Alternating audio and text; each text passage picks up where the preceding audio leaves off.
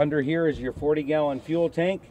The boat burns a regular 87 octane. There is no reason at all to run high octane fuel because the engine is tuned for 87 octane. And a 40-gallon tank gives you a tremendous amount of range, especially at cruise, which is about 5 or 6 gallons an hour. Okay, the side compartments here are simply storage.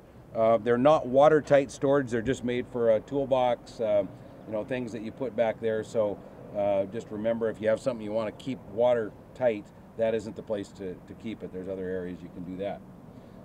The fuel fill over here is you just push in on the back and lift it up to fill your fuel tank.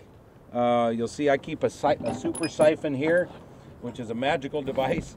If you have polycubes or if you're hauling fuel in drums and you want to transfer the fuel, you simply put the check ball down in the tank, put the, you know, after cleaning it, put the hose down in there and then just pump the hose a few times and it'll gravity feed the tank. In about 5 minutes it'll be empty.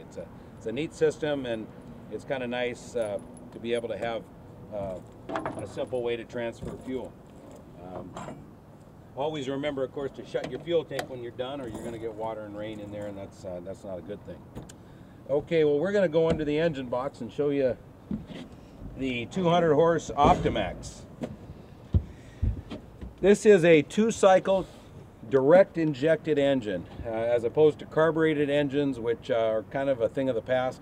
The direct injected engine is better than a fuel injected engine. It's better than a semi-directed engine. It is the most advanced two-cycle engine, and it's great on fuel economy, and it's excellent for service and maintenance. The beauty of the direct injected engine also is that it doesn't tend to load up like a carbureted engine. There's no cold starting issues. You don't have to worry about a primer or a choke. You just turn the key and the thing starts, and that's what we like about it.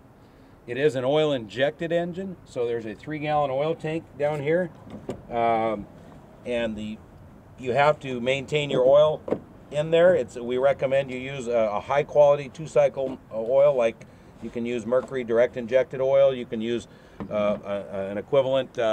Yamaha makes an excellent oil. There's several companies. I would stay away from your supermarket oils. Some of those are very low quality, and it could void your warranty if you run a really low quality oil in this high quality engine. The important thing is before every trip, you should check your oil level, make sure your oil tank is full or close to it.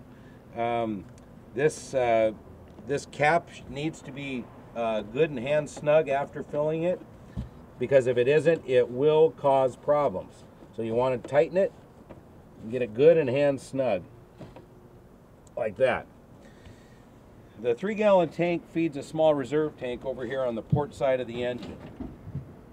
Okay, the engine is the oil is fed by crankcase pressure, and that's what feeds this small tank. And this tank is what feeds the oil pump so that the engine stays properly lubricated. If you forget to fill this big tank, there is a sensor on the oil tank, and when it gets down to about when it runs out on the big tank, you're only at about 9% fuel remaining.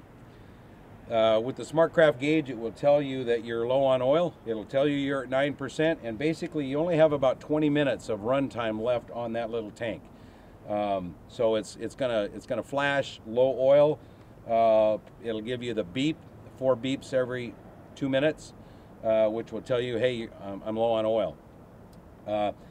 In the event you forget about oiling your big tank and you start to run off the small tank, when you go to refill your big tank, you have to take the cap off the small tank and top it off all the way to the top. You can't have any air in this system, or it'll think it's low on oil.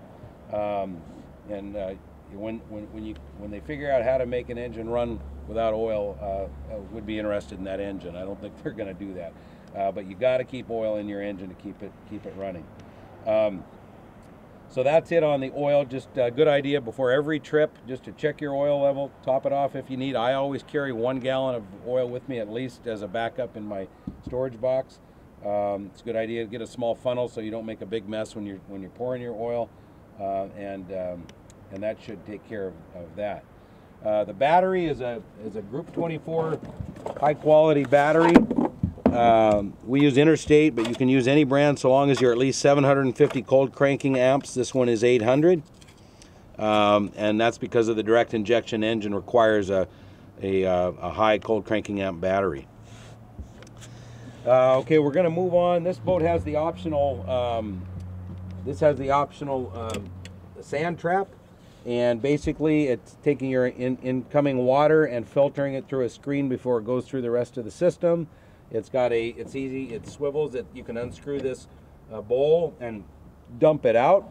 It is important to note that there is a gasket in here, so if you rinse it out in a river, make sure to keep your fingers over that gasket or remove it first. I recommend you carry an extra gasket in your toolkit, because if you lose this gasket, it is going to spray water everywhere inside your bilge pump or inside your bilge area. So you want to rinse this out. We'll do that in a minute, and then put it back on.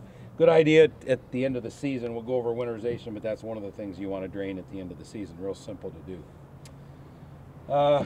This is your engine lid. It's very, very seldom you'd have to get under this lid, but there is a bungee cord on the port side of the engine. You just disconnect it, kind of wiggle this straight up, and it exposes the flywheel, the alternator, your air handler system, and so forth.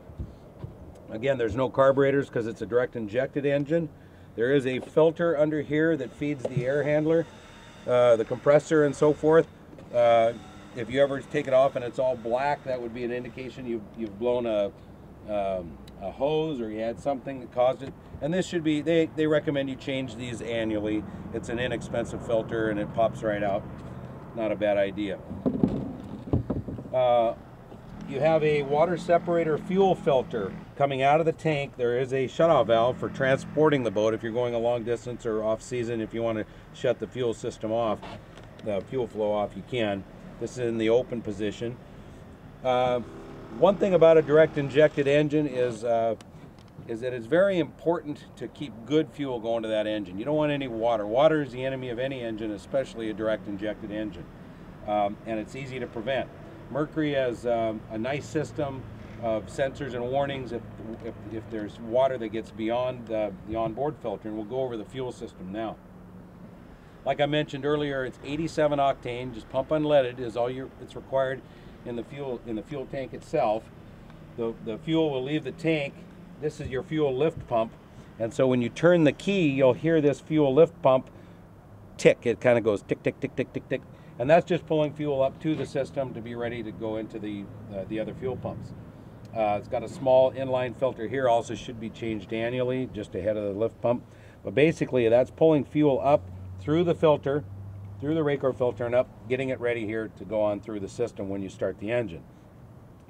On the bottom of the water separator filter is a bolt, a drain, and if you ever do get a note on your dash that you have water in the gas, or if you get the horn going off, the beeping code that indicates water in the gas, you'd want to start by draining the fuel out of the water separator filter, Raycor filter. And I always carry like a spray paint lid, something hard plastic that you can check it, you can pour it into and look at it and see if you have any water in there. But you have to get it out of this system if you do indeed ingest water into the tank, or you left your cap open, or for some reason you had water in the gas. Once it goes beyond this filter, it goes up into your lift pump, past the small inline filter, and then it's going to feed into your main onboard water separator filter.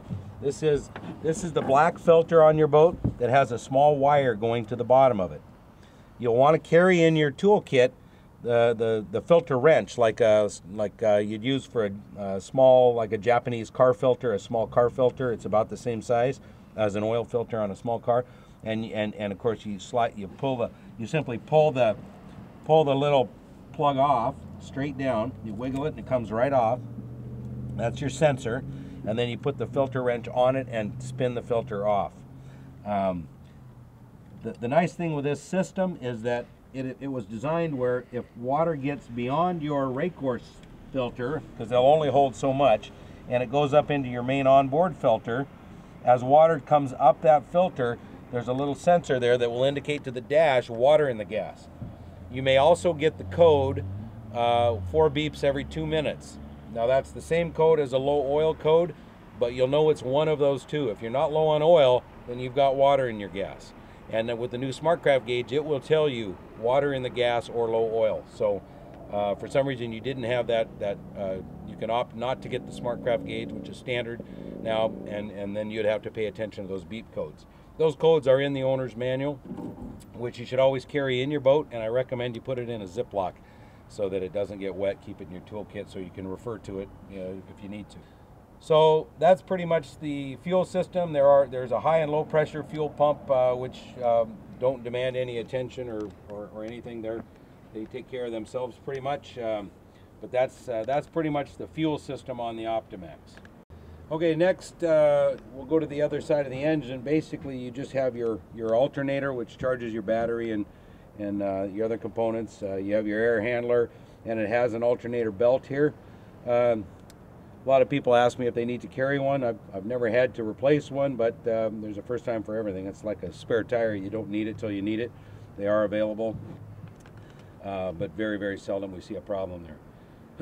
On the opposite side of the motor, mostly your electronics, your starter motor, your starter solenoid, your fuses, relays. The electronic portion of this engine has been bulletproof. The things you can check occasionally is make sure you have a good connection. Don't snap it, don't get brutal, but check your solenoid, red solenoid wire, because especially on a direct injected engine, if you have a loose cable or a loose ground, it can create running issues, and you'll track down everything else and then find out it was just a loose cable. So check that, check your grounds occasionally. Just make sure your wires are not loose when you wiggle them with your hand, and that's really all you have to check occasionally. There is a really nice Mercury diagnostic system we have in our service department, as most Merc dealers do. If there's an odd issue, a running issue or something, we have a diagnostics that can point us usually right to the area of concern. There are some fuses on the engine for the fuel pump, the starter system, and so forth, and I recommend you carry just some extra, I think 5, 15, and 20 amp fuses, just one of each, just to carry them in your toolkit. They're the common double speed automotive style fuses, so you want to just carry some of those. This is your water flush kit, and this is if you run in salt water or if you ever overheat the engine and need to flush the passages, you just simply take this nut off and you thread in your garden hose. Important, you turn the water on the garden hose on fully and let it run before you start the engine. You want to do it in that order so that there's water inside the system. One other important note on your water flusher is you don't want to run higher than an idle. Just if you come out of the salt water and you're going to flush the system, you can do it one of two ways. You can either run it on the garden hose as I described and just let it run for a few minutes, 3 or 4 minutes, just at an idle or a high idle is fine. Don't run high RPM. If you don't have access to a garden hose, you should run it over to a Clearwater lake or river, shortly after getting out of the salt water, within a couple, 3 hours. If you can just back it in and run it for 3 or 4 minutes on the trailer, that's what you need to do. You're just flushing any corrosion salt out of there. The motor is equipped with stainless fasteners, zinc anodes on the jet, so it's as well protected for ocean use as possible, but salt water can be nasty, and it's a good idea to flush it every time. Okay, we're pretty much done under the hood. Other than just showing you the mechanical bilge pump is this gray hose that lays down there. That will pump water out of the bilge at about 3,000 RPM in addition to your mechanical bilge pump. So this is always going. It's either pumping air or water out of the bilge, whatever's in there. So that's pretty simple. There is a circuit breaker switch hidden back here. If you ever had a situation that caused the circuit breaker to pop, you simply push it back down. It's hidden right underneath here, this plate. It's out of the way, and it's very, very seldom an issue.